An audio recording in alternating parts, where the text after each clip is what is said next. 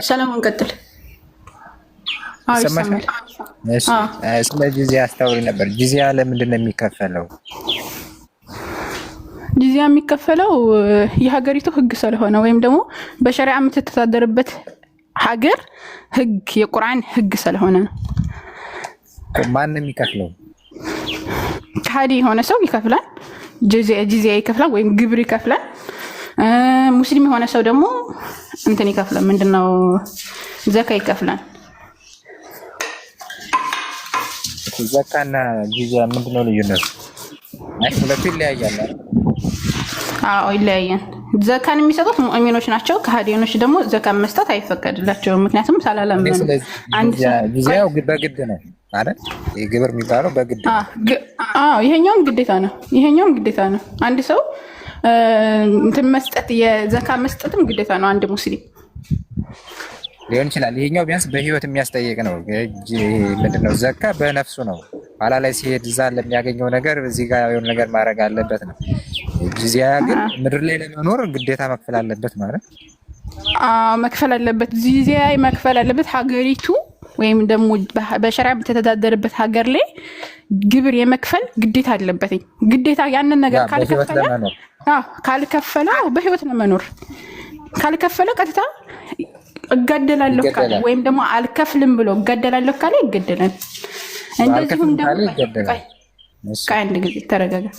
ክፈል ይባላል። አልከፍልም ካለ ይገደላል። አንድ ሙስሊም ግብ ምንድነው ዘካ አልሰጥም ካለ ይገደላል። ይሄም ሙስሊም ከሆነ ዑመርም ይሄንን ደግሞ አቡበከር ረዲየላሁ ዐንሁ አድርገውታል። አንድ ሰው ይሄ ግብርን ማነው እንትን አልሰጥም የሚሉን ሰዎች እገደላቸዋለሁ ብለዋል።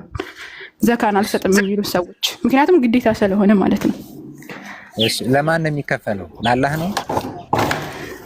ለሙስሊሞች መሪ ነው የሚሰጠው። አዎ ለአላህ ለመልእክተኛው ተብሎ ተገልጿል። ግን አላህና መልእክተኛው የተባሉ ምንድን ነው ከተባለ ለእነሱ ገቢ ስለሚሆን ሳይሆን ለሙእሚኑ ወይም ደግሞ ለእስልምና ስለሚውል ነው።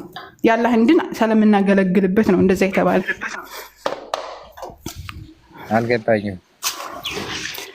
ለአላህ ሲባል አላህ ሱብሓነሁ ወተዓላ ግብሩን ስለሚወስድ አይደለም።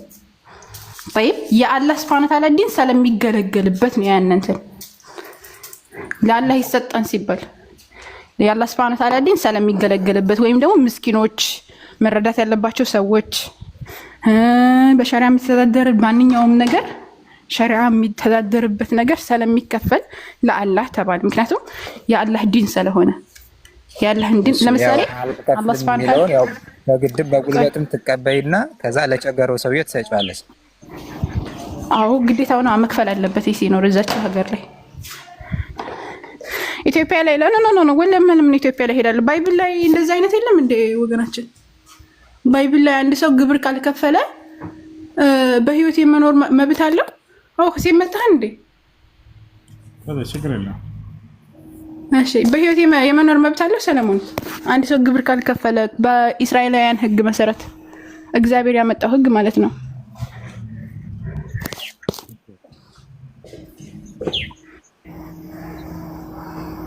ሰለሞን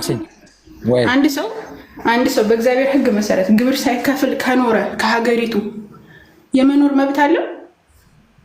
እስቲ በእግዚአብሔር ካላመነ ራሱ የመኖር መብት አለው እዚህ ሀገር ላይ። ተው እንትን ግብር መክፈል ምናምን እንደው በጣም አቀለልኩልህ። በእግዚአብሔር ካላመነ ከዛች ሀገር የመኖር መብት አለው። እስኪ ይካለለ። አዎ ጥሩ ሀሳብ። ባንዴ ላውጣ። ሁሴን ቀጥል። መጣ አንዴ ላውጣ። ጥሩ የቁርአኑ ግን በዛ ልክ እንረዳው አይደል? ያው መክፈል ግዴታ ነው። ለመኖር ሲል መክፈል አለበት። እንዴት ናችሁ? አዎ መክፈል ግዴታ ነው። በእስልምና ግብር መክፈል ግዴታ ነው። ግን በክርስትናው ደግሞ ካፊር ሆኖ ራሱ መኖር አይቻልም። እንኳን አይደለም ተው ግብር መኖር አይደለም። አዎ ከሃዲ ሆኖ መኖር አንዴ ተረጋጋ። ከሃዲ ሆኖ መኖር አይደለም አይቻልም። እንደዛ ራሱ ጎረቤት ሄደው ራሱ እኮ ሲገሉ ነበር እኮ ግብር ሳይከፍሉ አንድ ሰው ምርኮ የማይሰጧቸውን አካላቶች ራሱ ጎረቤት ሀገር ሄደው ራሱ እኮ ሲያጠቁ ነበር፣ ሲገሏቸው ነበር። እንኳን አይደለም ከሀገሪቱ ማለት ነው። እና ቃይ እንደላውጣውና ከዛ ወደ ቀጣይ እንሄዳለን።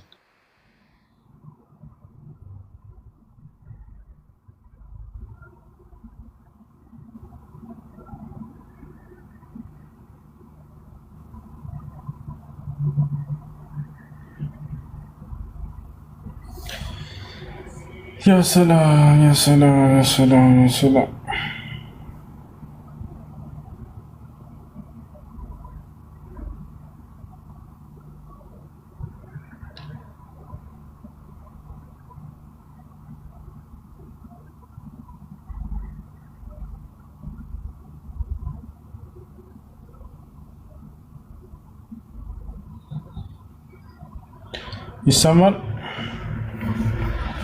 يسمى حسين عندي لك فتلتنا تكتب بسم الله. ماشي ሌላ ጥያቄ ቆይ ሌላ ጥያቄ ልሽ ቆይ አንዴ ይችን ትመልስና ወደ ሌላ ጥያቄ ትሄዳለህ።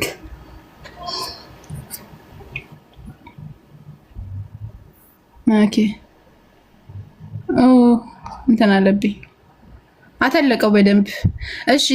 ሄዶች ሌሎች አማልክትን ያመለከን ያላለዘዟቸው ለፀሐይና ለጨረቃ እየሰዋ ቢገኝ ወይም እየሰገደ ቢገኝ ቢያወሩልህም ብትሰማ ፈጽመህ መርምር። እነሆ እውነት ሆኖ ቢገኝ በእስራኤል መካከል እንዲህ ያለ ርኩሰት እየሰራ ቢገኝ እርግጥ ሆኖ ቢገኝ ይህን ክፉ ነገር የሰሩትን ያ ወንድ ወይም ያችን ሴት በበራቸው ታመጣቸዋለህ፣ እስኪሞቱም ድረስ በድንጋይ ተወግራቸዋለህ አለ። ከእግዚአብሔር ውጭ አንድ ሰው ካመለከ ቀጥታ ተወግሮ ይገደላል፣ ሴትም ሆነ ወንድ። ምን ትላለህ ሰለሞን? እስኪ ቁጥሩን እስኪና በደንብ ስለማይተ ዘዳግም 17 ላይ ይሄ ዘዳግም 17 እኔ ጋር ነው እንዴ? አይሰማም? ዘዳግም ምዕራፍ 17 ላይ 17 ምዕራፍ 17 ከቁጥር 3 ጀምሮ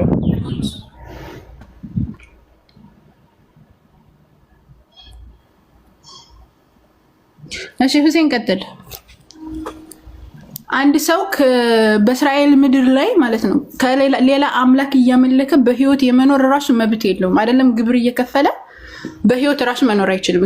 ከእግዚአብሔር ውጭ ካመለከ ከሰዋ ራሱ ማለት ነው እንኳን መጥቶ ከሰበከ ራሱ ቀጥታ ነው የሚገደለው። በቀጥታ ለምን የእናታችሁ ልጅ አይሆንም? ቀጥታ ይገደላል።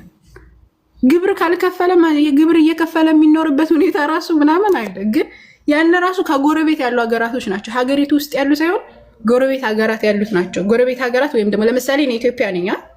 ከኢትዮጵያ ውጭ ያሉት ለምሳሌ ኤርትራ በህይወት ለመኖር ከፈለገ በእስራኤል ጎን ሆና ለመኖር ከፈለገች ቀጥታ ግብር መክፈል አለባት። ካልከፈለች ሂደው ነው የሚገሏት እስራኤላውያን።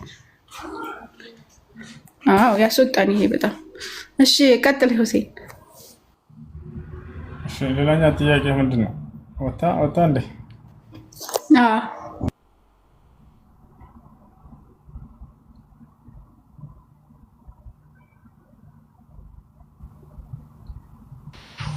السلام عليكم ورحمة الله وبركاته. وعليكم السلام. من يهدي الله فلا مضل له ومن يضلل فلا هادي له يميلون بالتبرار له. من يهدي الله فلا مضل له الله يكن انسو ما يتمم الله ومن يضلل فلا هادي له ارسو يتمم انسو ደግሞ ማንም የሚመራው የለም ይላል። ነገር ግን አላህ Subhanahu Wa Ta'ala የሚመራው ማን ነው የሚያጠማውስ ማን ነው የሚለውን እንመልከት። አላህ ከመሰረቱ ሰዎችን ያጠማል ወይንስ ሰዎችን መርጦ ደግሞ ይሰጣል? ላ እንደዛ ነው ማለት አይደለም። አላህ የሚመራው ምን አይነት ሰዎችን ነው ከተባለ ሂዳያ ለማግኘት የሚጠሩ ሰዎች። አላህ አጠመማቸው የሚባለው ደግሞ ማጥመም ማለት ቅጣቱ ነው ለነርሱ። ምን አይነት ሰዎችን ከተባለ ከመጀመሪያው ከመሰረቱ ነው ወይ? ላ አይደለም። እውነት መጥቶላቸው አንቀበልም ያሉ ሰዎች ዋጋ ነው ማጥመም። ማስረጃ በቁርአን ላይ አላህ በርካታ ቦታ ይናገራል። ወለዚነ ጃሃዱ ፊና ለነህዲየነሁም ሱቡለና አለ። ስለ ሂዳያ ሲናገር እነዚያ የእኔን ቅኑ መንገድ ለማግኘት የሚጥሩ የሚታገሉ ሰዎችን ቅኑ መንገድ እመራቸዋለሁኝ አለ። ስለዚህ የሚመራው ማንን ነው? ቅኑ መንገድ ለማግኘት እውነትን የሚፈልጉ ሰዎችን ነው። እሺ አጠመማቸው የሚባሉትስ ምንድን ነው ከተባለ ቅኑን መንገድ መጥቶላቸው አይ አንቀበልም አሻፈርን ያሉ ሰዎች ናቸው። ማስረጃ አለው ከተባለ ፈለማ ዛጉ አዛገ አላሁ ቁሉበሁም ይላል ሱረት አሶፍ ላይ። በጠመሙም ጊዜ አላህ ልቦናቸውን አጠመመው ይላል። የአላህ ማጥመም የሚመጣው መቼ ነው? እነርሱ እውነትን መንገድ አንቀበልም ብለው ጥመትን በመረጡ ጊዜ ዓቀበሁም አላሁ ሱብሓነሁ ወተዓላ ቢኢድላሊሂም አላህ ሱብሓነሁ ወተዓላ ቀጣቸው በዚህ። ስለዚህ ከመሰረቱ ማንንም አላህ Subhanahu Wa Ta'ala የሚያጠም አይደለም። ከመሰረቱ አላህ ማንንም መርጦ ለሂዳያ አንዱን መርጦ አንዱ ሌላውን የሚነፍግ አይደለም። ይህን ይመስላለሽ። ዛከላህ እና የእጁጅ እና መእጁጅ የሚባሉትስ ምንድን ናቸው? ከሰው ዘር ናቸው እነሱ። አላህ ሱብሓነሁ ወተዓላ ከካዱ የሰው ዘር አይነት ናቸው። ከሰው ዘር ለመሆናቸው ማስረጃ አላህ ሱብሓነሁ ወተዓላ የቂያማ ቀን የአደም ይለዋል አላህ አኽሪጅ በዕሰ ናር ይለዋል ሚን ዙርየቲክ አደም ሆይ ከዘሮችህ የእሳት ሰዎችን አውጣ ይለዋል። ወማ ሁም በዕሱ ናር ያ ረብ ይላል ጌታዬ ሆይ የእሳት ሰዎች እነማን ናቸው ብሎ ይጠይቃል። ከየእጁጅ እና መእጁጅ 999 ከሰዎች ደግሞ አንድ እያለ ይናገራል። እንዳጠቃላይ ከዘሮችህ የእሳት ሰዎችን አውጣ ካለው በኋላ የእጁጅና መእጁጅን ከዘሮቹ አድርጎ ቆጠራቸው። ከአደም ዘር እንደሆኑ ተናገረ። ስለዚህ ሁም ሚን በኒ አደም ሁም ከፈራ ከሃዲያኖች ሰዎች ናቸው። እሺ እሺ አንድ ልጨምርና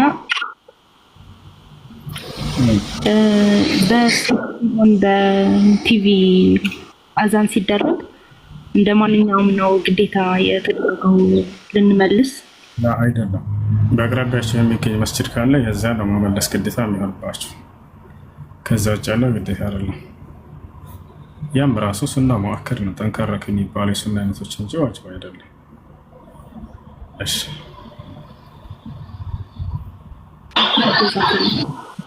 ወያኩ ሰላም አለይኩም ወራህመቱላሂ ወበረካቱ። ሰላም ወራህመቱላሂ ወበረካቱ። እሱ እኔ አጎቴ ሙቶ ነበርና በፊት አናገርም፣ ያኔ ከቤተሰብም ጋር አይገናኝም አይናገርም እና ሁለታ ነበረ ሙቷል ምናምን ያሉት እና ሰደቃ እንዴት አድርጌ ነው የምሰጥለት? ከቤተሰብ ጋር ሰደቃ ብሰጥለት ያኔ እነሱ ቤተሰብ ዛ ሰደቃ ምናምን የሚያወጡት በእንትን ነው ጫት ምናምን እንደዚህ ገዝተው እንደዛ ነው። እዛ ላይ ብር ብጨምር እንዴት ነው? ወይስ ለብቻ እንዴት አድርጌ ነው የምሰጥለት? ልጆቹ ደግሞ ገና 18 ዓመት አልሞላቸውም። ለጫት ምናምን የሚያውሉት ከሆነ ያን ገንዘብ ለሌላ ለድሃዎች መስጠት። ልጆቹ እንዳልሻቸው የተቸገሩ ልጆች ከሆኑ እነዚህ ልጆች ንገሪያቸውና ለጫት ምናምን ከሚሆን ለእናንተ ይህን ገንዘብ ልስጣቸውና እናንተ ተጠቀሙበት ብለሽ ሐላል ለሆነ ነገር እንዲጠቀሙበት ለእነሱ መስጠት ትችላለሽ። ሰደቃ ይሆናል ለልጆቹ መስጠት ራሱ። ያኔ ልጆቹ በግላቸው ማጥፋት አይችሉም። ገና ቢያንስ የ4 ዓመት የ6 ዓመት አንድ ደግሞ የ2 ዓመት ናቸው። እንደሱ ከሆነ ለሌላ ለድሃዎች ስጭላቸው። ለቤት ተሰጥቶ ለጫት ምናምን የሚያውሉት ከሆነ ለዚያ አይሰጥም። ነገር ግን ሌላ ለተቸገሩ ድሃዎች፣ ለቅርብ ዘመዶች፣ ላጎት፣ ላክስትሽ ምናምን እንደዚህ ካሉ በሱ ስም ሰደቃ ስጭላቸው። እንዳው ይደርሳል። ዝምድናንም በመቀጠል አጅር ታገኛለሽ። ነቢያችን ሰለላሁ ዐለይሂ ወሰለም አሰደቀቱ ሊልቀሪብ ሰደቃ ወሰደቀቱ ሊልበዒድ ሰደቀቱን ወሲላህ አሉ። ሰደቃ ሰፈር አሁን እንደዚህ የተቸገሩ የሚረዳቸው የሌሉ ደካማ እናቶች ምናምን አሉ። አሁን ለእነሱ ብሰጥ እሱ ይሆናል? ትችላለሽ። እሺ ያው ኸይር። እሺ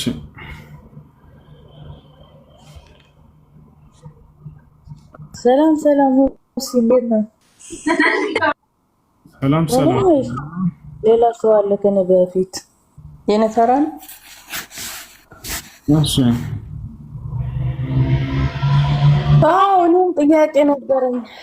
እሺ ወንድሜ፣ የኔ ጥያቄ በእናንተ እምነት ክርስቲያን እና አይሁድ ይጸድቃሉ ወይስ እንዴት ነው? አይጸድቁም። በአላህ ካመኑ በአላህ ባወረደው ሕግና ስርዓት ካመኑ የዛኔ ይጸድቃሉ። ካልሆነ ግን አይጸድቁም። በሆነ ሐዲሳት አሉ እንደሚጸድቁ፣ ደግሞ ወረቃ እንደጸደቀ ደግሞ ይነግረናል። እንዴት ነው አሁን? ወረቃ ክርስቲያን ነበር፣ እንዴት ታየዋለህ? ምን አልኩኝ? አሁን ቀጥዬ እነዚህ ሰዎች አይሁድና ክርስቲያኖች በአላህ ካመኑ አላህ በቁርአን ላይ ሲናገር ምን ይላል? ኢነ ለዚነ አመኑ ወለዚነ ሃዱ ወነሳራ ወሳቢኢነ መን አመነ ቢላህ ወልየውሚል አኺር ወዐሚለ ሷሊሐ ፈለሁም አጅሩሁም ዒንደ ረቢሂም ወላ ኸውፉን ዐለይሂም ወላ ሁም የሕዘኑን ይላል። እነዚያ ያመኑ ከአይሁድ ወይንም ከክርስቲያን ወይንም ከሳባውያን በአላህ ያመነ አለ እንዲሁም በመጨረሻው ቀን ያመነ ለእነርሱ ከጌታቸው ከአላህ ዘንድ ምን እንዳለላቸው በእነርሱ ላይ ፍርሃትና ሐዘን የለባቸውም አለ። ስለዚህ በአንድ አላህ የሚያምኑ ከሆነ አለ በአንድ አላህ ማመን ማለት በአላህ ጌትነት ከእርሱ ውጭ ሌላ አምላክ የለም ብሎ በማመን እርሱ አንድም ሶስትም ሳይሆን አንድ ብቻ ነው ብሎ በማመን ልክ እንዲሁ እርሱ የላከውን መልእክተኛ ነቢዩ ሙሐመድን በመቀበልና በመከተል ማለት ነው። ስለዚህ ያን ያደርጋሉ ወይ ክርስቲያኖች ከተባለ ካደረጉ እሰየው፣ ቶሎ ብላችሁ ሻሃዳ ያዙና ትድናላችሁ። አይ አናደርግም በአላህ እናምንም ካሉ አላህ የላከውን መልእክተኛ እንቀበልም ካሉ የዛኔ ገሃነም ናቸው ማለት ነው። ወረቃ እንዴት ብሎ ጸደቀ? ወረቃ እንደጸደቀ ይነግረናል ሐዲሱ። ወረቀት ጸድቋል? እስኪ ማስረጃሽን ክፈችው። አንዴ ስክሪንሾት ላድርገው። አንዴ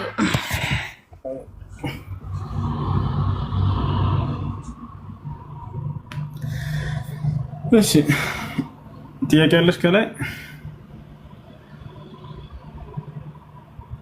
አሎ፣ ሰላም አለይኩም ወራህመቱላሂ ወበረካቱ። ሰላም ወራህመቱላሂ ወበረካቱ። ደህና ናችሁ ወንድም ሁሴን? ያለ አልሐምዱሊላህ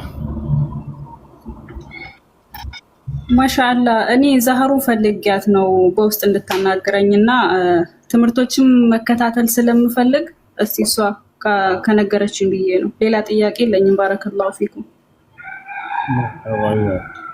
እሺ ዛህራ አናግራት። ማን የትኛዋ ናት? ይስራ እኔ ነኝ ዛህሩ። ሰላም አለይኩም ወራህመቱላሂ ወበረካቱ። ወአለይኩም ሰላም ወራህመቱላሂ ወበረካቱ። ሀቢበቲ በውስጥ አውሪኝ። ይሄ ፎሎ ባክ የቴሌግራም ቁጥርሽ ላኪልኝ። እሺ ዛህሩ ልክልሻለሁ። እሺ ማን ኸይር ወይያ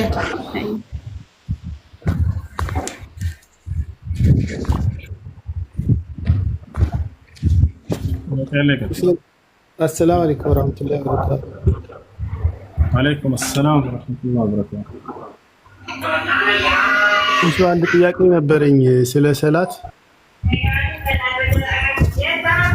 ይሰማል? ይሰማል። እንትን ባለቤቴ ሰላት እንትን የምትሰራበት ቦታ ሰላት ለመስገድ ያው ሱቢ ወደ ስራ ስትገባ የስራ ዩኒፎርም ነው የምትለብሰው እና ዩኒፎርሙ ትንሽ ሰፋ ያለ እንትን ነው፣ ሱሪ ነው። ቀሚስ ምናምን መልበስ አይፈቀድላቸውም።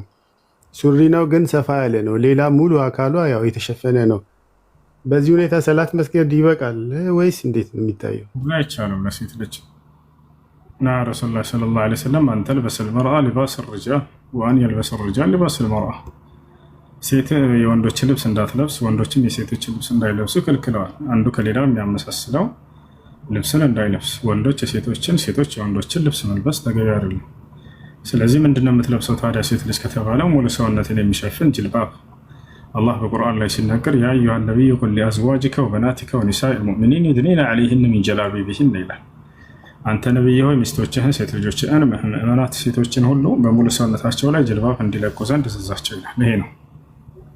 እሺ ሌላ አንድ ጥያቄ እንትን ሰላት አሁን እኔ የምኖርበት ሀገር ላይ ሁለት መስጊድ የተራራቁ መስጊዶች ግፋቢል 10 ወይ 5 ኪሎ ሜትር ርቀት ላይ የሚገኙ መስጊዶች አንደኛው 5 ሰዓት ከ40 ላይ ሱቢ አዛን ይላሉ፣ አንደኛው 6 ሰዓት ከ10 ላይ ሱቢ አዛን ይላሉ። አሁን እኔ 5 ሰዓት ከ40 አንደኛው አዛን እያለ ያ የ6 ሰዓት ከ10 አዛን የሚለውን ለመጠበቅ ከዛ በፊት ሱና መስገድ 2 ረካ ተሐጁድ እንዴት ይታያል?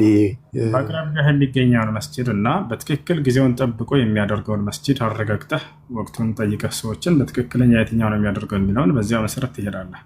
ከአዛን በፊት ከሆነ የሶላትን ሌይል መስገድ ትችላለህ፣ ዊትር መስገድ ትችላለህ።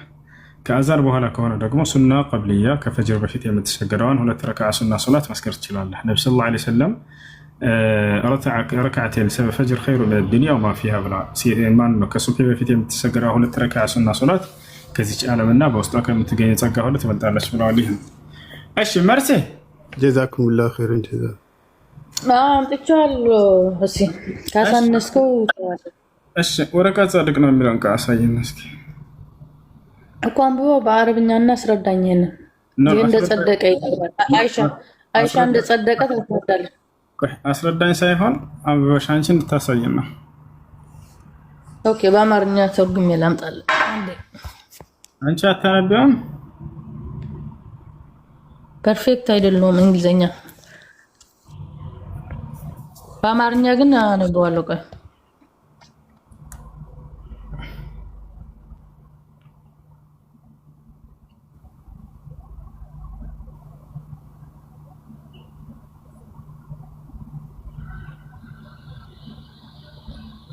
በተረስክባቸው ልጆች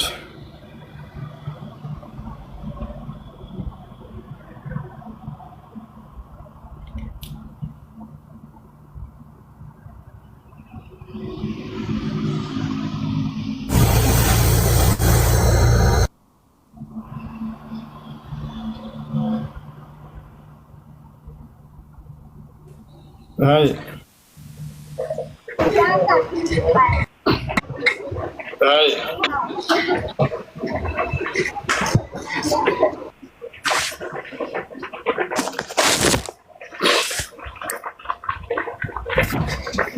እሺ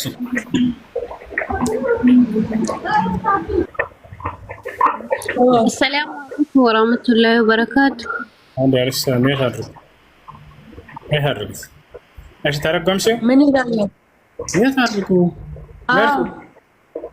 ትንሽ አሳንሰዋ ትንሽ አሳንሰው ያ ትንሽ ነሻል ካምበ ተቆረጠብኝ ትንሽ አይሻ እንዳለችው ነው። አይሻ እንዳለችው ከላይ ላንብብልህ።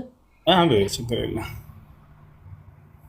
አይሻ እንደነገረችን የአላህ መልእክተኛ ስለ ወረቃ እንደተጠየቁ ከድጃም በአንተ መሆኗን ነገር ግን ነቢይ ሆይ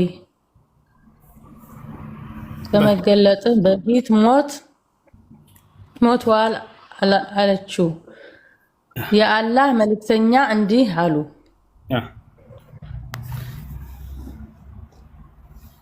ጨረሽ? ትንሽ ና ተቆርጦብኛል። ትንሽ ማስረጃው ምንጭ የት ነው የሚገኘው? ቁጥሩን ንገረኝ። ቁጥሩን ልስጥ። ኦኬ አንብብልኝ ብዬሽ ነበርኩ።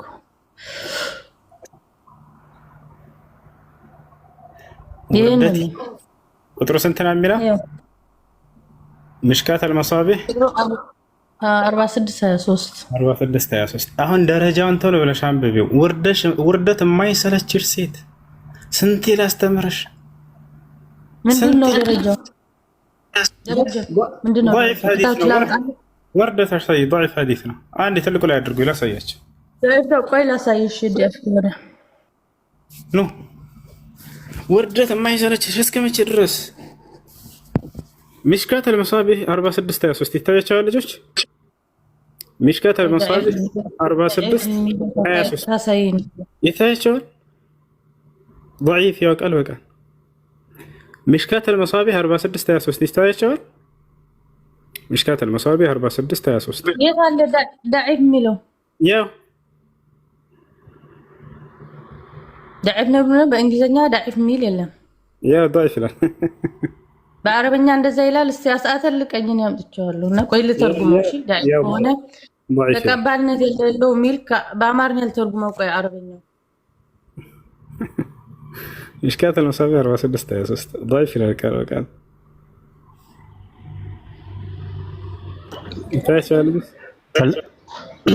ሰላም አለይኩም ወራህመቱላሂ ወበረካቱ። ወለሰላም እንዴ እንደው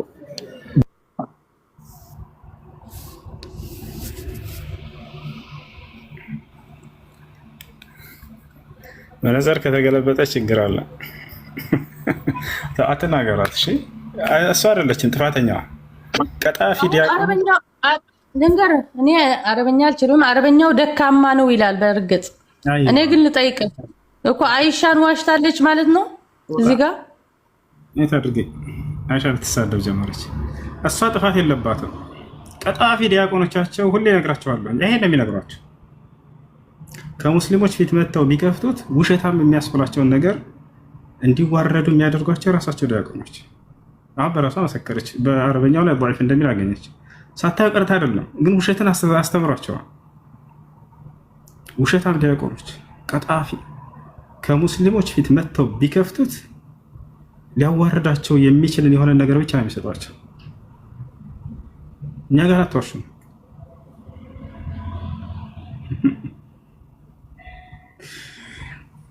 የሚነግራቸው ሁሉ ውሸት ነው።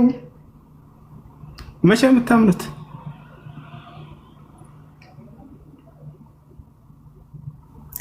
ሰው እንዴት ነው የሚከተለውን ሰው በውሸት የሚሞላው?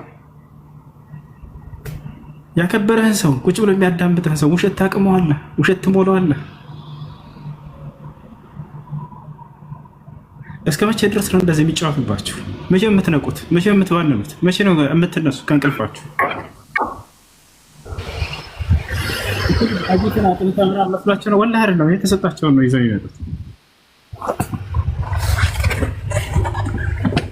አቲ ውሸታም ዲያቆኖች ናቸው ያሏቸው። የምሬ ነበር።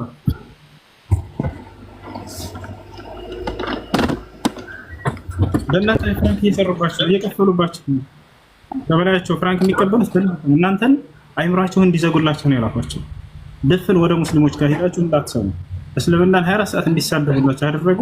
በዛ ፍራንክ ይቸበችባሉ። እነሱ ያገኙበታል። ነገር ግን የሚሰጧቸው ነገር ከሙስሊሞች ቤት ሄዳችሁ ብትከፍቱት የሚያደርጋቸው ነገር ዝቅ የሚያደርጋቸው ነገር ነው። ነቁ በቃ ተነሱ።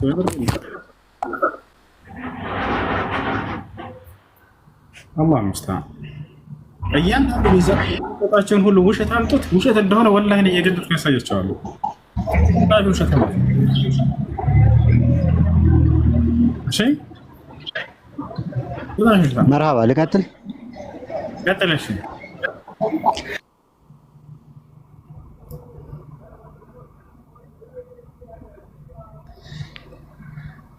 እሺ ጥያቄ አለ። ቀጥል። ጥያቄ አለ። ቀጥል። የሚነግሯችሁ ካለ እዚህ ይዛችሁት ነው። ያው በደስታ ነው የምንቀበላችሁ። በጋብቻ ጉዳይ ወይናችሁ እንድትመሰክሩ ነው የምናደርጋችሁ። ሁሱ ይሰማል? አዎ ይሰማል።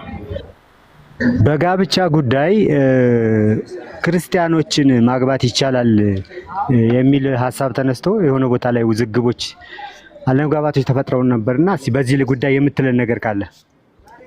እሺ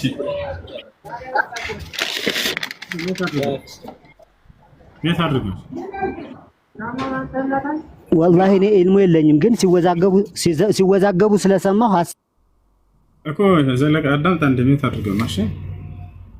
እሺ በዕለሞች መካከል ሁለት ሀሳብ አለ።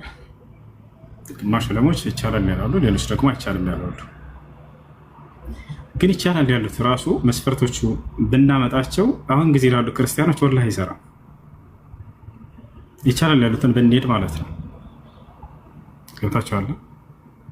አይቻልም ያሉት ነገር ግን የእነርሱ ጠንካራ ነው ብዬ ነው የማምነው። የእነሱ ነው ትክክልም እንደ ነብዩ ሰለላሁ ዐለይሂ ወሰለም ግንዛቤ ብዬ የማምነው የእነሱ ነው። ከመጀመሪያ ከሶሃቦች ዘመን ጀምሮ አይቻልም የሚል ታላቁ ሶሃባ አብዱላህ ብን ዑመር እንዳለ ተፍሲሮች ላይ ማየት ትችላላችሁ። አብዱላህ ብን ዑመር ቃሉ ምንድነው? ላ ተሒሉ ነስራንያ ይላል። ኢማሙ ሸውካኒ በተፍሲራቸው ላይ አስቀምጠውታል እና ኢማሙ አልቁርጡቢ ሁላቸውም ላ ተሒሉ ነስራንያ አለ። ቃል በቃል ክርስቲያንን ሴት ማግባት አይቻልም አለ።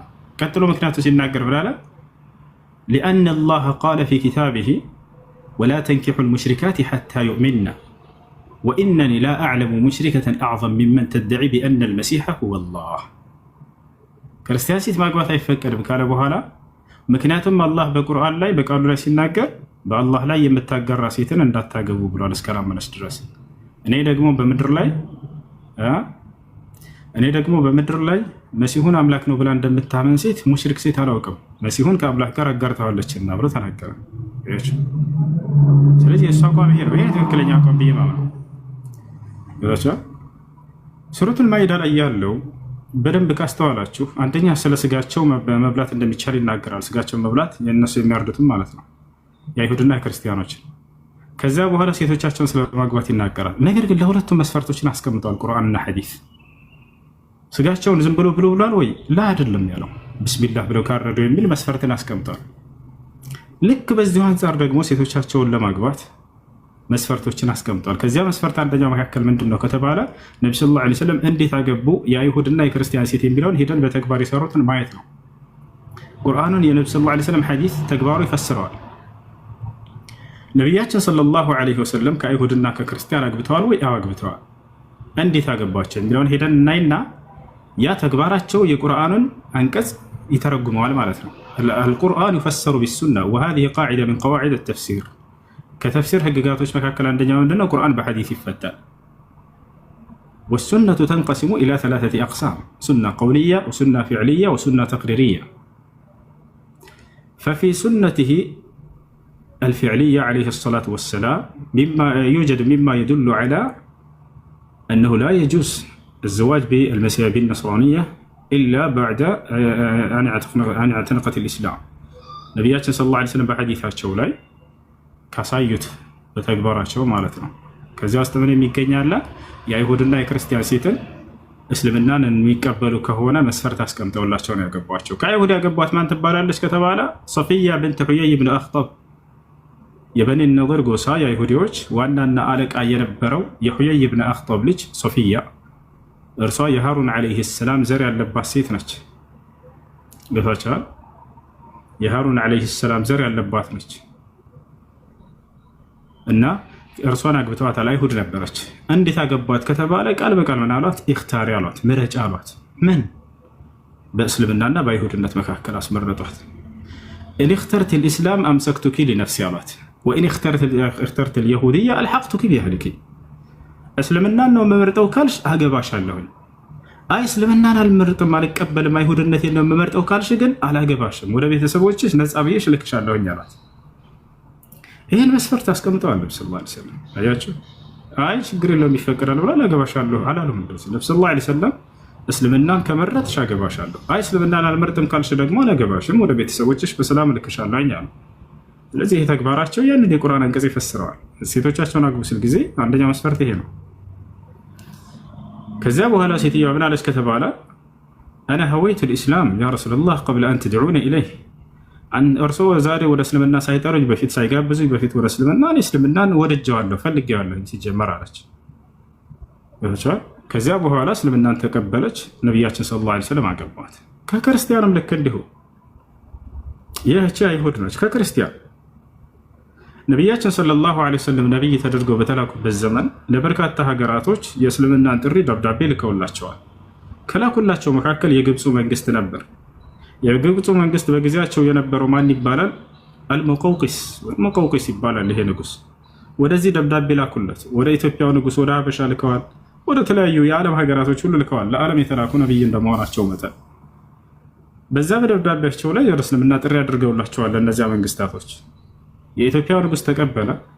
የግብፁ መንግስት ደግሞ በጊዜው በሮማ ግዛት ስር ነበረች። ክርስቲያኖች ነበሩ። ገብታችኋል? እነዚህ ይሄ ሰውዬ ባየ ጊዜ ደብዳቤያቸውን በጣም አከበረ። ይሄ የመጨረሻው ዘመን ነቢይ ቃል የተገባው ራሱ ነው የሚለውን አረጋገጠ፣ አመነ። ግን እስልምናን ቢቀበል ስልጣኑን ያጣል። ገብታችኋል? ያን እንዳያደርግ ለስልጣኑ ሲል እስልምናን ሳይቀበል ቀረ። ነገር ግን የእርሳቸውን ደብዳቤ በፍጹም ላዋርድና ላናንቅ አይገባኝም ብሎ በክብር ቤተመንግስት ውስጥ አስቀመጠው። ለእርሳቸውም ልክ እንዲሁ ስጦታ ላከላቸው። ምን ላከላቸው ከተባለ 2 እህትማማቾችን የንጉስ ቤተሰብ የሆኑ እነርሱን እነዚህን ልኬልሃለሁኝ አላቸው። ወደ ነብዩ ሰለላሁ ዐለይሂ ወሰለም ጋር መጡ እነዚህ ሴቶች። አንደኛዋ ማርያ ትባላለች፣ ሌላኛዋ እህቷ ነች። በመጡ ጊዜ ነቢያችን ሰለላሁ ዐለይሂ ወሰለም ቀጥታ ከእርሷ ጋር ህይወትን ጀመሩ ወይ ከተባለ ላ ደዓ ለልእስላም ወደ እስልምና ጥሪ ያደረጉላት፣ እስልምና ዳዕዋ ያደረጉላት። እስልምናን እስክትቀበል ድረስ ከእርሷ ጋር ህይወትን አልጀመሩም። በፍጹም ዳዕዋ አድርገውላት እስላምን ከተቀበለች በኋላ ከእርሷ ጋር ህይወትን ጀመሩ። ከእርሷም አንድ ልጅ ወለዱ። እህትማማቾችን ታዲያ አግብተዋል ወይ? አላገቡም። ያችኛዋን እህቷን ለሐሳን ብኑ ሳቢት ለሰሐባቸው ነቢያችን ሰለላሁ ዐለይሂ ወሰለም ለእርሷ አሳልፈ ሰጡት እንጂ 2 እህትማማቾችን አብረው በፍጹም አልኖሩም። እንዳጠቃላይ ከአይሁድም ከክርስቲያንም ጋር ህይወትን ኑረዋል ነብዩ ሰለላሁ ዐለይሂ ወሰለም። ነገር ግን መስፈርት አስቀምጠው። መስፈርቱ ምንድነው? እስልምና ነው። እስልምናን ከተቀበሉ አገቧቸው፣ ካልተቀበሉ ግን በፍጹም እኔ አላገባቸውም ብሎ ቃል በቃል ነግረዋቸዋል። ይሄ ነው አብዱላህ ብን ዑመር የሄደበት መንገድ ይሄ ነው። ሐታ ብቻውንም ቢሆን በዚህ ጉዳይ ላይ ትክክለኛ ነው ብዬ ማስበው ይሄ ሰው ይሄን ታላቅ ሰሃባ እንዳለ ተፋሲሮች ላይ የሱ ትርጓሜ እንደሆነ ተቀምጧል። ይሄ ነው والله አለ። እሺ ጀዛኩሙላሁ ሱ እኔም እንደዚህ እንዲብራራ ስለፈለኩ ነው። ብዙ ሰው እየተወዛገበ ስላለ በዛው የስጋውንም እርዱንም ጨምረው ሀሳብ ሰጥተህ ብትሄድ አሪፍ ነበር። መልካም። እኔ ሐዲስ ላይ ጠይቄ ተረድቻለሁ። አሁን አንተ ያብራራኸውን ነገር ግን ብዙ ሰዎች እየተወዛገቡ ስለሆነ ነው። ጀዛኩሙላህ፣ አላህ ይጀዛህ፣ አላህ ምንዳውን ይክፈልህ፣ ሀያትህን ረዥም ያድርገው። አሰላሙ አለይኩም ወራህመቱላሂ ወበረካቱ። ወአለይኩም ሰላም ወራህመቱላሂ ወበረካቱ። እሺ ስጋቸውን ስለመብላት ስጋቸውን ስላደራ የእነሱን ስጋ አይደለም እንዳቆርጥት እነሱ ያረዱትን ለማለት ነው። እሺ አይሁዶችና ክርስቲያኖችን ያረዱትን ስጋ መብላት ይቻላል ወይ በእስልምና አስተምህሮ? አምላክ አላህ ሱብሓነሁ ወተዓላ በሱረት አልማኢዳ ቁጥር 5 ላይ ምን ይላል? አልየውመ ኡሒለ ለኩም አጠይባት ወጠዓሙ አለዚነ ኡቱል ኪታበ ሒሉን ለኩም ወጠዓሙኩም ሒሉን ለሁም ይላል። እነሆ ዛሬ ለእናንተ ጥሩ ጥሩ ምግቦችን መመገብ ተፈቀደላችኋለን። ለእነዚያ መጽሐፍን የተሰጡት ወይንም የአይሁዶችና የክርስቲያኖች ምግብ ለእናንተ ተፈቀደ አለ።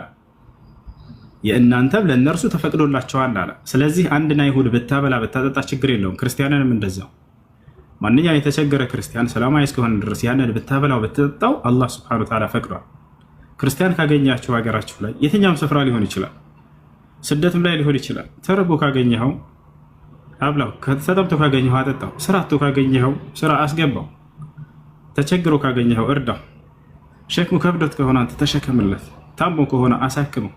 አንድ ክርስቲያን ታሞ ኩላሊቱ እንዲሆኑ እየተዋጣ ነው ቢባል ከቻልክ አዋጣ፣ ችግር የለው፣ አጅር ምንዳ ታገኝበታለህ ሁላ። አላህ በቁርአን ላይ ላ የንሃኩም ላሁ ዐን ለዚነ ለም ዩቃቲሉኩም ፊ ዲን ወለም ዩኽሪጁኩም ሚን ዲያሪኩም አን ተበሩሁም ወቱቅሲጡ ኢለይሂም ኢነላሀ ዩሒቡል ሙቅሲጢን ይላል። እነዚያ በሃይማኖታችሁ ምክንያት ያልተዋጓችሁን ከሀገራችሁም ያላሳደዷችሁን ሰላማዊ የሆኑ የሌላ እምነት ተከታዮች መልካም ብትውሉላቸው አልከለክላችሁም ማለት። ጭራሽ ለእነርሱ መልካም መዋል ከእርሱ ዘንድ ውዴታን የሚያጎናጽፍ መልካም ስራ እንደሆነ ጽድቅ እንደሆነ ተናገረ። ይሄ ነው።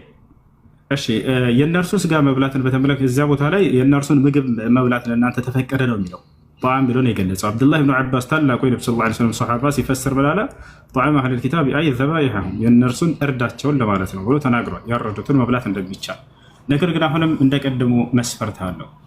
መስፈርቱ ምንድን ነው ከተባለ በቀጣዩ ምዕራፍ ላይ ሱረቱል አንዓም ላይ ገልጾታል። አላህ ስብሐነሁ ወተዓላ የሌላ እምነት ተከታዮች የሚያርዳቸውን ስጋ ልክ እንዲሁ ማንኛውም ሰው አርዳለሁ ቢል ይሄን መስፈርት አስቀምጧል። ያለዚህ መስፈርት አይበላም። يقول سبحانه وتعالى في سورة الأنعام الله سبحانه وتعالى من على بسورة الأنعام لا فكلوا مما ذكر اسم الله عليه إن كنتم بآياته مؤمنين بانا كتوچ متامن እንደሆናችሁ የእርሱ ስም ተወስቶባቸው የታረዱ ስጋዎችን ምግቦችን ብሉ ብሏል። የአላህ ስም የተወሳበት ከሆነ ብሉ። ولا تأكلوا مما لم يذكر اسم الله عليه وإنه لفسق ይላል እዛው ላይ የአላህ ስም ሳይወሳበት የታረደ ከሆነ ደግሞ በሌላ ስም የታረደ ከሆነ እንዳትበሉ አለ።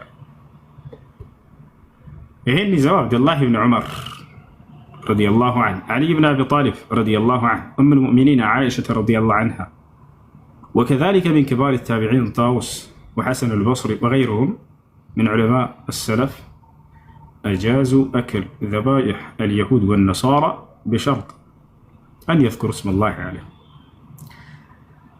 አብዱላህ ብን ዑመር የተባለ ታላቁ ሰሓባ፣ ዓሊ ብን አቢ ጣሊብ የተባለ ታላቁ ሰሓባ፣ እናታችን ዓኢሻ አላህ መልካም ስራውን ይውደድላት፣ ሁላቸው እነዚህ የአይሁድና የክርስቲያኖችን ስጋ መብላት ይቻላል ብለው ቃል በቃል ተናግረዋል። ነገር ግን መስፈርቱ ምንድን ነው? የአላህን ስም አወስተውበት ከሆነ ሲያርዱ ጌታቸው ሐሰኑ አልበስሪ እንደዚህ ቃል በቃል ተናግረዋል። እነ ጣውስ እንደሱ ብለው ተናግረዋል። እነዚህ ከታላላቅ የሰሓቦች ተማሪዎች ናቸው። ሚን ኪባር ታቢዒን ከታላላቅ ታቢዒዎች ናቸው።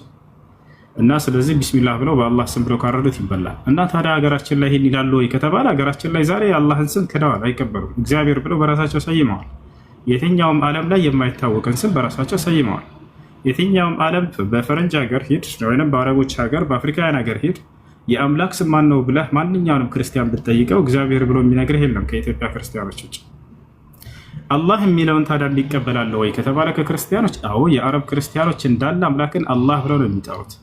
የግብፅ ክርስቲያን፣ የሶሪያ ክርስቲያን፣ የኦርዶን ክርስቲያን፣ የትኛውም ማንኛውም ዓለም ላይ ያለ የአረብ ክርስቲያን አምላክ ማን ነው ብትላቸው የአምላክ ስም አላህ የሚለውን እስካሁን ድረስ አልቀየሩም። እምነታቸው አብ ወልድ መንፈስ ቅዱስ ምናምን የሚለው እንዳለ ሆኖ ማለት ነው። ነገር ግን እነሱ የአምላክን ስም አላህ ብለው ነው የሚጠሩት። መጽሐፍ ቅዱሳቸው ሄዳቸው ብታዩ ከኦሪት ዘፍጥረት እስከ ራእይ ድረስ የአምላክ ስም አላህ ነው የሚለው። ኦሪት ዘፍጥረት ምዕራፍ 1 ቁጥር 1 ምን ይላል? በአረበኛው ላይ ፊል በድኢ ኸለቀ ላሁ ሰማዋት ወልአርድ ይላል። አላህ በመጀመሪያ ሰማይና ምድርን ፈጠረ ይላል። የሰማይና የምድር ፈጣሪ አላህ እንደሆነ ይናገራል። ኢየሱስ ክርስቶስ አዲስ ኪዳን ላይ በአረበኛ መጽሐፍ ቅዱስ ላይ እንደተቀመጠው አምላኩን አላህ እያለ ነበር የሚጠራው። የሐዋርያት ሥራ ምዕራፍ 2 ቁጥር 22 ምን ይላል? በአረበኛው ላይ أيها الرجال الإسرائيليون اسمعوا هذه الأقوال يسوع الناصري رجل قد تبرهن لكم من قبل الله بقوات وعجائب وآيات صنعها الله بيده እያለ ይናገራል። እናንተ የእስራኤል ሰዎች ሆይ ይላል የአረበኛ መጽሐፍ ቅዱስ፣ ይሄን ንግግሬን ስሙ አለ ጴጥሮስ። ይሄን ንግግሬን ስሙ፣ የናዝሬቱ ኢየሱስ ማለት ይላል አላህ በእርሱ በኩል ድንቅና ተአምራትን ያደረገለት የሆነ ለእናንተ የተገለጠ ሰው ነበር ብሎ ገለጸ። አላህ በመሲሁ በኩል ድንቅና ተአምራትን ያደረገ ማነው? ያው እዛ ሁሉ ተአምር ባለቤት አላህ ነው ብሎ ይናገራል። በማን በኩል? በመሲሁ በኩል። እርሱም ኢየሱስ ለእናንተ ለእስራኤላውያን የተገለጠ ሰው ነበር ብሎ ነገራቸው። ለእናንተ ለእስራኤላውያኖች ብዙ ነገር ይናገራል ይሄ ጥቅስ። አንደኛ ሲጀምር ምን ብሎ ጀመረ? እናንተ የእስራኤል ልጆች ሆይ አለ። ለእስራኤል እንደሆነ ለእናንተ ብሎ ገለጸላቸው፣ ለሌላ አይደለም። ለእናንተ የተገለጠ አንደኛ ለእስራኤላውያን። ሁለተኛ ምንድነው አላቸው? ፍጹም ሰው ፍጹም አምላክ ነበር አላላቸው። ለእናንተ የተገለጠ ሰው ነው አላቸው ቃል በቃል። ሲቀጥል ተአምራቱን ወደ ማን አስጠጋ? ጴጥሮስ ወደ አምላኩ አስጠጋ። አምላክ በመሲሁ በኩል ያደረገው ድንቅና ተአምር ነው አለ። ያ ተአምር ሁሉ ቀጥታ ለአምላክ ብቻ ሰጠ። በማን በኩል? በመሲሁ በኩል። ይሄ ነው እንደ አጠቃላይ። እነዚህ አካሎች ቢስሚላህ ወይም በአላህ ስም ብለው ቢያርዱ ይበላል። የሀገራችን ክርስቲያኖች ምናልባት ቢስሚላህ ብለው ቢያርዱ ወይም በአላህ ስም ብለው ቢያርዱ ይበላ ነበር። ካላረዱስ በዚህ ስም በሌላ ስም ከሆነ የሚያርዱት አይበላም በፍጹም። ይሄን ይመስላል። هذا ما أفتى به عبد الله بن عمر وعلي بن أبي طالب وعائشة زوجة النبي عليه الصلاة والسلام، وكذلك من كبار التابعين حسن البصري وطاووس وغيره من علماء السنة. ايش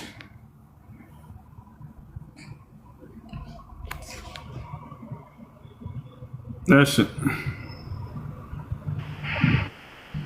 መርሃባ ጀዛኩሙላህ። ተመልሶልኛል። የምፈልገውን አግኝቻለሁ። እናመሰግናለን።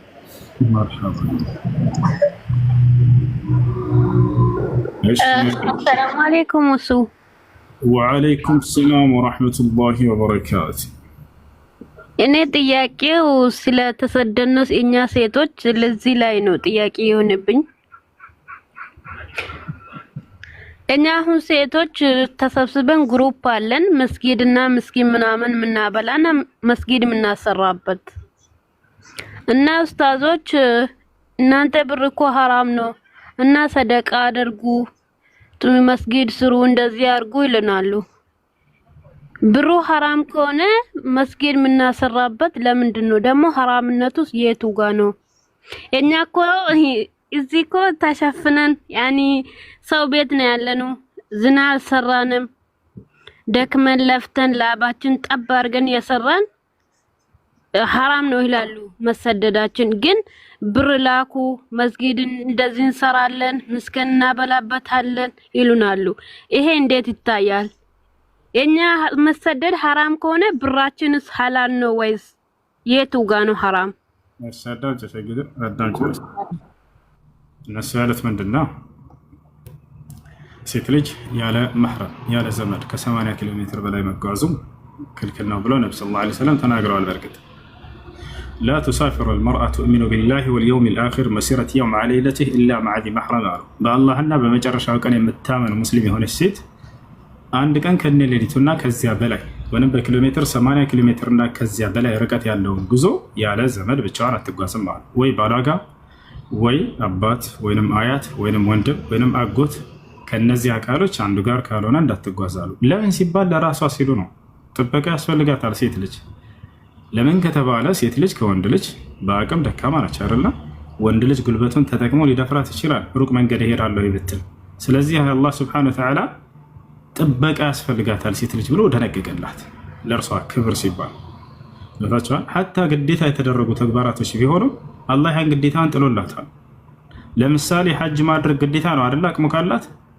ነገር ግን መህረም ከሌላት ልጅ መንገድ ላይ አደጋ ቢደርስባት ለታቻል ስለዚህ አይ ስላለሽ ግዴታ መሄድ አለብሽ አላለም። መህረም ከሌላት ደህንነቷ ሊጠበቅ ይገባልና እስክታገኝ ድረስ መህር ቤቷ ትሆናለች። ያ ነው እንዳጠቃላይ እናንተ ደግሞ ካላችሁበት ሀገር ወደ ውጭ ሄዳችሁት ከ80 ኪሎ ሜትር በላይ ነው። ያ ከነብዩ ሰለላሁ ዐለይሂ ወሰለም ሐዲስ ጋር ይጋጫል። እሱ አንደኛ እሱ ነው። ሁለተኛ እዛ ከሄዱ በኋላ የሰሩትን ገንዘብ ሐራም ነው በዚህ መሰረት ብሎ መናገሩ እሱ ስህተት ነው። እዛ ሄደው የሰሩት ስራ ነው የሚታየው በመሄዳቸው እንጂ ጥፋተኛ የሆኑት እዛ ሄደው የሰሩትን ገንዘብ ሐራም ነው የሚባለው እንደ ስራው ነው የሚወሰነው። የሰሩት ማዳም ቤት ገብተው እነዚህ ልጆች ልብስ አጥበው ከሆነ ቤት ጠርገው ከሆነ ልክ እንዲሁ ምግብ ሰርተው ከሆነ ሐላል የሆኑ ስራዎችን ሰርተው ከሆነ ገንዘቡ የተገኘው የሐላል ምንጭ ነው። ነገር ግን ሺሻ አስጭሰው ምናምን እንደዚህ ሐራም በዚህ በሐራም ነገራቶች ከሆነ የዛኔ ሐራም ይሆናል። እንደ ስራው እንጂ የሚወሰነው ያኔ በሄዱበት እንደው ሁሉ እዛ የሚሰሩት ሁሉ ወንጀል ነው ማለት ይሄ ስህተት ነው፣ ተገቢ አይደለም። እሺ ገባሽ? መስገድ ይሄ ለመስጊድ የምንሰጠው መስጊድ የምናሰራበትስ ይሄ እንዴት ይታያል? የሆነ ከሐላል ምንጭ እስከሆነ ድረስ የተገኘው ይቻላል፣ ችግር የለውም። ኧረ ምንም እኛ ሽንት ቤት አጥበን ለፍተን ግረን ነው።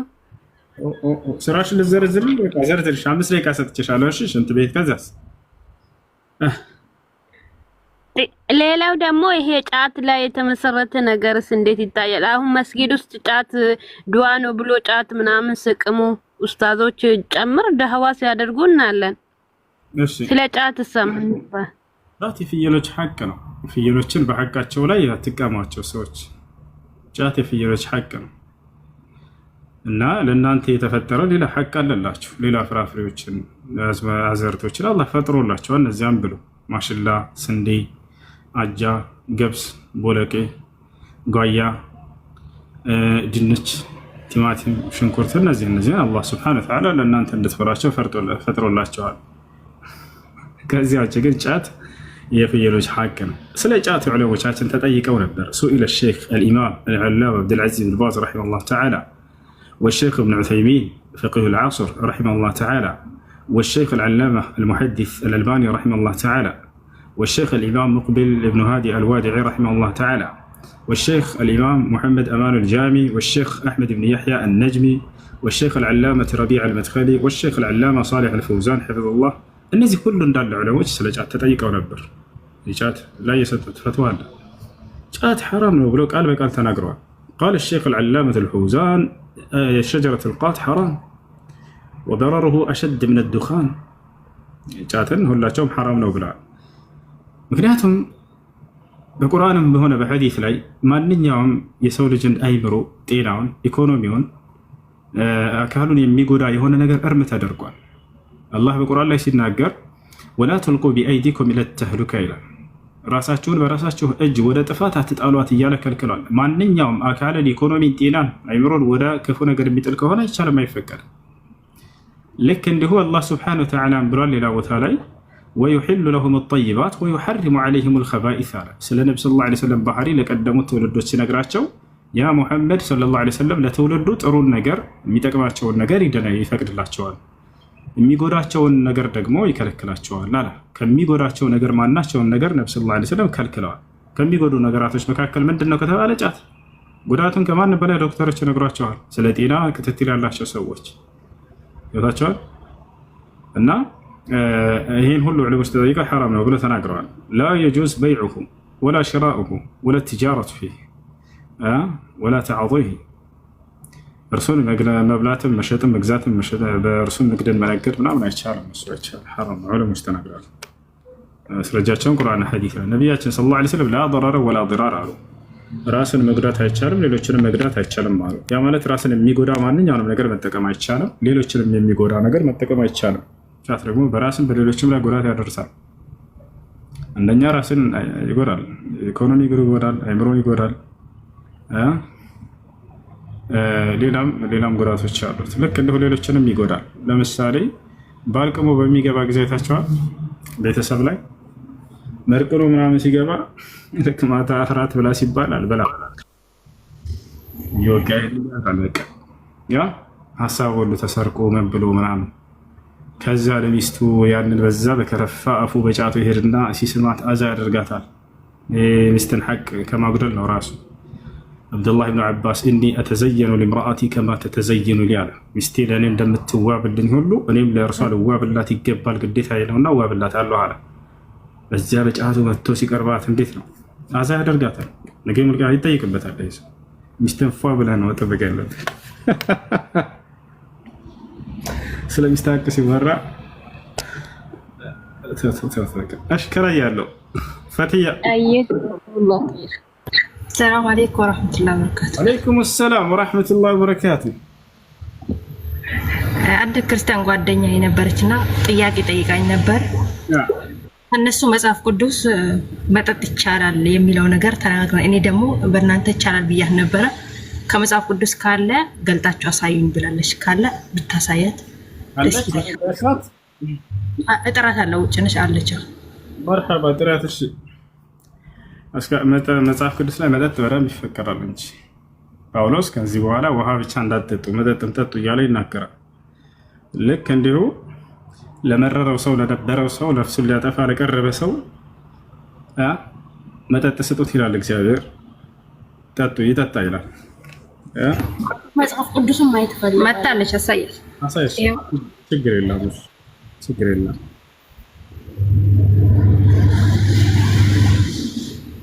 እሺ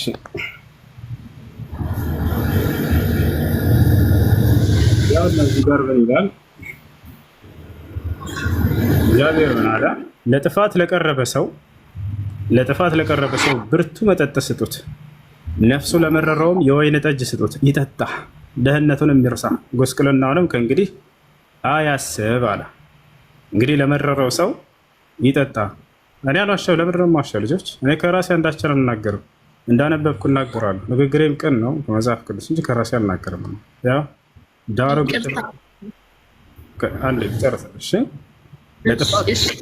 ለጥፋት ለቀረበ ሰው ብርቱ መጠጥ ስጡት፣ ነፍሱን ለመረረው የወይን ጠጅ ስጡት አለ። እንግዲህ ዛሬ ሰው ሲመረው ሄዶ መጠጥ ሲጠጣ እኔ ከየት ነው ይሄን ያገኙትን ነበር። ያው እነዚህ ጋር አለ። ከመረረው ይጠጣ ይላል መጽሐፍ ቅዱስ። ይጠጣ ድህነቱንም ይርሳ ይላል። ጉስቁልናውንም ከእንግዲህ ወዲህ አያስብ ይላል። አንደኛ ይሄ ነው። ሁለተኛ ጳውሎስ ቃል በቃል ውሃ ብቻ ተጠጡ፣ ከዚህ በኋላ መጠጥም ጠጡ እያለ ይናገራል። ማለት የወይን ጠጅ የሚያሰክር መጠጥ ነው። የወይን ጠጅ በደንብ ያሰክራል። ላሳየሽ፣ እንደሚያሰክር ማስረጃ ላሳየሽ።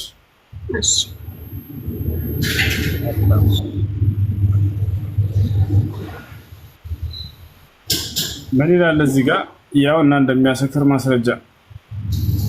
ኖህም ገበሬ መሆን ጀመረ፣ ወይንም ተከለ፣ ከወይን ጠጅም ጠጣና ምን ሆነ? ሰከረ። ያው ወይን ጠጅ በደንብ አድርጎ ያሰክራል። ኖህም ገበሬ መሆን ጀመረ፣ ወይንም ተከለ፣ ከወይንም ጠጅም ጠጣና ሰከረ። ሰክሮ ምን ሆነ ከተባለ አይምሮውን ስቶ እብድ እንደሚያደርገው አደረገ። ተመልከቱ። በድንኳኑም ውስጥ ምን ሆነ? ራቁቱን ሆነ። በቃ ልብሱን ሁሉ አላልቁተኛ። አያቸው ሰዎች መተው እስኪያዩት ድረስ እርቃኑን ማለት ነው። ልጆቹ መተው እርቃኑን ተመለከቱት። ስለዚህ ወይን ጠጅ ልብን አድርጎ የሚያሰክር የሆነ ነው። ይህንን ወይን ጠጅ ጠጡ እያለ እግዚአብሔር ይመክራል። ከደበራቸው ሰዎች ያንን ይረሱ ዘንድ አለ። ያን ጉስቁልናቸውና ደህንነታቸውን እንዲረሱ ሌላ ሀሳብ ውስጥ እንዲገቡ ጠጥተው ጠጡ ብሎ ፈቅዷል። ጳውሎስም እንዲሁ ቃል በቃል ጠጡ መጠጥ እያለ ይናገራል። ይሄ ነው ገብተሻል አይደል? በጣም የሚያሳዝነው ደግሞ ማለት ነው፣ በጣም የሚያሳዝናችሁ ምንድን ነው? እሱ ለማንኛውም አመሰግናለሁ፣ ተመልሶልኛል። በጣም የሚያሳዝነው ምንድን ታውቃላችሁ? ጠጡ ብሎ ራሱ እግዚአብሔር ፈቅዶ እንደሚያሰክር ራሱ እግዚአብሔር እየተናገረ መጽሐፍ ቅዱስ ላይ መልሶ እንደገና ሰካራሞች መንግስተ ሰማያት አትገቡም ብሎ ተናግሯቸዋል። ራሱ ጠጡ ብሎ እንደገና መልሶ መንግስተ ሰማያትም አትገቡ። እንዴት ነው የአምላክ ቃል እንደተበረዘ? በዚህ ነው የሚገባቸው። አምላክ የሆነን ነገር ፈቅዶ ሳለ ያ ነገር ደግሞ የገሃነም መንገድ ሆኖ ስታገኙት እዛው መጽሐፍ ላይ በፍጹም ይህ የአምላክ ትምህርት እንዳልሆነ ከዚህ ትረዳላችሁ። እና አሁን ደግሞ ሰካራሞች መንግስተ ሰማያት አይገቡም ብሎ የተናገረበትን ላሳያችሁ።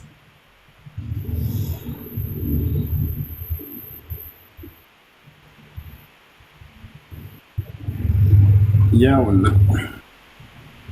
ምን ይላል እዚህ ጋር? ወይንም ሌቦች ወይንም ገንዘብ የሚመኙ ወይንም ሰካሮች ወይንም ተሳዳቢዎች ወይንም ነጣቂዎች የእግዚአብሔርን መንግስት አይወርሱም አለ። ሰካሮች የእግዚአብሔርን መንግስት አይወርሱም። ራሱ ደግሞ ጠጡ ብሏቸዋል። የሚገርምሽ ኢየሱስ ክርስቶስን የመጀመሪያው ተአምር የሰራው ምን እንደሆነ ታውቂያለሽ? አለሽ? ኢየሱስ ክርስቶስ ለመጀመሪያ ጊዜ የሰራው ተአምር እንደ እስልምና ምንድን ነው ከተባለ በህፃንነቱ ማንም ሊናገር በማይችልበት እድሜ እንዲናገር ተደርጎ ከእናቱ ክብር መከላከል ነው። ተመልከቱት። እንደ ክርስትና ኢየሱስ ክርስቶስ የመጀመሪያው ተአምር ምንድን ነው ይላል መጽሐፍ ቅዱስ? ለሰዎች አስካሪ መጠጥ መስራት ነው። ለሰዎች አስካሪ መጠጥ መስራት፣ ወይን ጠጅ መስራት። ያም የሰራው ምንድን ነው? ድብን አድርጎ ሰዎችን የሚያሰክር አጠጣቸው፣ ህዝቡን ሁሉ አሰከራቸው። ተመልከቱ። አላህ ይመስገን። የትኛው የነቢያትን ክብር የጠበቀው የመሲሁን ክብር የጠበቀው የት ነው? እንደት ምን አለ ነቢያቶች ይህን አስካሪ መጠጥ በፍጹም አይሰሩም። አስካሪ መጠጥ እንዳውም የሚያወግዙ ናቸው ነቢያቶቻችን። ነገር ግን ኢየሱስ ክርስቶስን ለሚለዋል መጽሐፍ ቅዱስ ለመጀመሪያ ጊዜ የሰራው ይሄ ወይነ ጠጅ ነው። ያን ደግሞ አስካሪ መጠጥ እንደሆነ መምረቱ በደንብ አድርገው አንዴ ከራሴ እንዳይሆን ላሳያችሁ። እሺ ኢየሱስ ክርስቶስ የመጀመሪያ ተአምር የሰራው ዮሐንስ ወንጌል ምዕራፍ 2 ከቁጥር 2 ላይ ይገኛል። ኢየሱስ እና ሐዋርያቶች ሰርግ ተጠርተው ነው። ተመልከቱ ምን ይላል?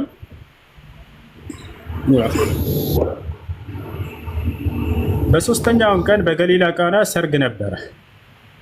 የኢየሱስም እናት በዚያ ነበረች ይላል። የኢየሱስም እናት በዚያ ነበረች።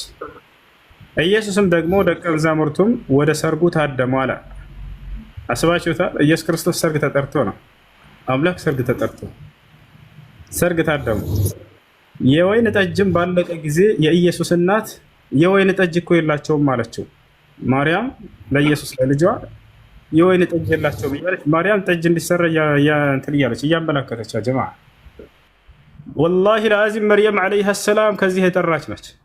በፍጹም የወይን ጠጅ አለቀ ብላ ለመሲሁ አታማክረውም። በጌታዬ ስብላለሁ ተዋሽቶባት ነው። የወይን ጠጅ ባለቀ ጊዜ የኢየሱስ እናት የወይን ጠጅ እኮ የላቸውም አለችው። እርሱ ምን ብሎ እንደሚያናግራት ተመልከቱ። እስኪ ልጠይቃችሁ፣ እናትህን አስኪ እያለችህ ብትጠራህ አንቺ ሴት ከኔ ምን አለሽ ብትላት እናትህን ምን ትላታለህ? ያ ልጅ ምን ይባላል?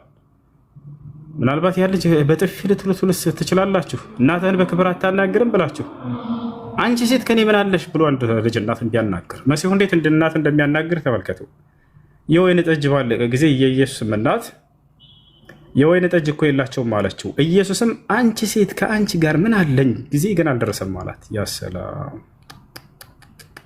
አንቺ ሴት ብሎ ልጅ እናቱን ሲያናግር አንቺ ሴት ከኔ ምን አለሽ አላት። አላህ ስብሐነሁ ወተዓላ ዝም ብሎ በከንቱ አይደለም በቁርአን ላይ ወበረም ቢዋሊደት ያለው ለዚህ ነው። መሲሁ ምን አለ ይለናል በቁርአን ላይ ስለ እናቴ መልካም እንደውልላት በእርሷ ላይ እምቢተኛና ትዕቢተኛ እንዳልሆነ አዞኛል ያለው እንዲህ ብለው በእርሱ ላይ የተዋሸበትን ውሸት አላህ እያጠራለት ነው። መሲሁ በፍጹም ይሄን አላለም። እናቱን በክብር ነበር የሚያናግረው። ትዕቢተኛ አይደለም ነበር፣ እምቢተኛም አይደለም ነበር ለእርሷ። እዚህ ጋር ግን ለእናቱ እምቢተኛና ትዕቢተኛ እንደሆነ ይገልጸዋል። ገባችኋል አይደል? ቀጥሎ ምን አለ? እናቱም ለአገልጋዮቹ የሚላቸውን ሁሉ አድርጎ አለቻቸው። በቃ እንዲህ ብሎ ሲያከላፍታት ጊዜ በቃ የሚላቸውን ሁሉ ስማ ብላ አላሻለች። አይሁድም እንደሚያደርጉት የማንጻት ልማድ 6 የድንጋይ ጋኖች በዚያ ተቀምጠው ነበር አለ። እያንዳንዳቸውም 2 ወይንም 3 እንስራ ይይዙ ነበር። ኢየሱስም ጋኖችን ውሃ ሙሏቸው አላቸው። ጋኖችን ውሃ ሙሏቸው አላቸው። እስከ አፋቸው ሙሏቸው አላቸው። እስከ አፋቸው ሞሏቸው። አሁን ቀድታችሁ ለአሳዳሪው ስጡት አላቸው። ሰጡትም አለ። ያንን ጋን ውሃውን ወደ ወይነ ጠጅ ቀየረላቸው። ከዚያ በኋላ አሁን ቀድታችሁ ለአሳዳሪው ስጡት አላቸው። ሰጡትም አለ። አሁን አሳዳሪው ናለው ዞሯል። ተመልከቱ። ይህ ትደብቃችሁ ነው ሊል ነው። አሳዳሪውም የወይን ጠጅ የሆነውን ውሃ በቀመሰ ጊዜ ከወዴት እንደመጣ አላወቀም አለ። አይምሮን አዝሮታል። ከወዴት እንደመጣ አላወቀም። ውሃውን የቀዱት አገልጋዮች ግን ያውቁ ነበር አለ። አሳዳሪው ሙሽራውን ጠርቶ ምን አለው? ሰው ሁሉ አስቀድሞ መልካሙን ወይን ጠጅ ያቀርባል፣ ከሰከሩም በኋላ መናኛውን። አንተስ መልካሙን ወይን ጠጅ እስካሁን የት አቆይተኸው ነው አለው። አንተስ መልካሙን የወይን ጠጅ አሁን አቆይተሃል አለው። ኢየሱስ ይህን ምልክቶች የመጀመሪያው ኢየሱስ ይህን የምልክቶች መጀመሪያ በገሊላ ቃና አደረገ፣ ክብሩን ገለጠ፣ ደቀ መዛሙርቱም በእርሱ አመኑ ይላል። ተመልከቱ። የመጀመሪያ የሰራው ተአምር ምንድን ነው? ነቢይነቱ ይታመን ዘንድ መልክተኝነቱ ይታመን ዘንድ ይሄን ወይን ጠጅ ነው። አሁን ይሄ ወይን ጠጅ ድብን ያለ አስካሪ እንደሆነ ዲያቆን ሄኖክ ምን እንደሚል ላሰማችሁ። ዲያቆን ሄኖክ ታውቁታላችሁ? ኢየሱስ ክርስቶስ የሰራው ድብን አድርጎ የሚያሰክር የሆነ ወይን ጠጅ ነው ይላል። ጭራሽ ኢየሱስ አስካሪ መጠጥ ይጠጣ ነበር ወይ? አዎ ኢየሱስ ክርስቶስ አስካሪ መጠጥ ይጠጣ ነበር። ማን ይሄን ያለው? ዲያቆን ሄኖክ። ላሰማችሁ። ወላሂ ላዚም መሲሁ አይጠጣም። ዒሳ በፍጹም አስካሪ መጠጥ አይጠጣም ነበር። ውሸት ነው፣ በእርሱ ላይ እየተዋሸ ነው። ነገር ግን እነሱ እንደዛ ብለው ያምናሉ። እነሱ እንደዛ ብለው ያምናሉ። ይህ በፍጹም በእርሱ ላይ የተዋሸ ውሸት እንጂ መሲሁ በፍጹም አስካሪ መጠጥ የሚጠጣ አልነበረም። ያ ሰላም ያ ሰላም ያ ሰላም ያ ሰላም። እሺ ጥያቄ ያለው መቀጠል ይችላል። የራሴ እሺ ጀምር። መርሐባ። መውሊድ አንድ ጊዜ ከመዳሜ ጋር ልጆች መውሊድ ይቻላል ምናምን ስትላቸው ሰማውና ኧረ መውሊድ አይቻልም አልኳት። ስለ ጊዜ ኧረ ይቻላል እና የነቢያችን ሰለላሁ ዐለይሂ ወሰለም የጥበናታቸው ታከብርላቸው ነበር ከምታጠባቸው ልጅ ጋር ብላ ተናገረች። አይ እሷ አላቀም ይሄንን አላቀም እኔ ግን ነገር ግን እነሱ ነቢያችንም አያከብሩም ሰሃባዎቹም አላከበሩም እና የቱ ጋር ነው ማስረጃው አለው ስላት የሆነ ቁርአን አንቀጽ ጠቅሳልኛለች ግን ረስቼዋለሁ አለው ከቁርአን ማስረጃ አለው። ስህተት ነው። ሐዲስ ነው ከቁርአን ውሸት ነው። መርሐባ ባለፈለም ሰሃቦች ሁላቸውም መውሊድን አላከበሩም። ይህ መውሊድ አክባሪዎች ራሱ የሚያምኑት ነገር ነበር። አሁን በቅርብ ጊዜ ነው መውሊድ ተከብሯል እያሉ ጓ ማለት የጀመሩት እንጂ በፍጹም መውሊድ ቢድዓ እንደሆነ የራሳቸው የአሻዕራ መሻይኾች ይናገራሉ። ኢብኑ ሐጀር ቃል በቃል ተናግሯል። መውሊድ ቢድዓ ነው ብሎ ተናግሯል። ነገር ግን ሲያማምረው ምን አለ? ነገር ግን ጥሩ ቢድዓ ነው በሚል ደበቀው። ቃል በቃል ኢብኑ ሐጀር ተናግሯል። ይሄ አሰኻዊ የሚባለው ሸኻቸው የአሻዕራው ሸኽ ራሱ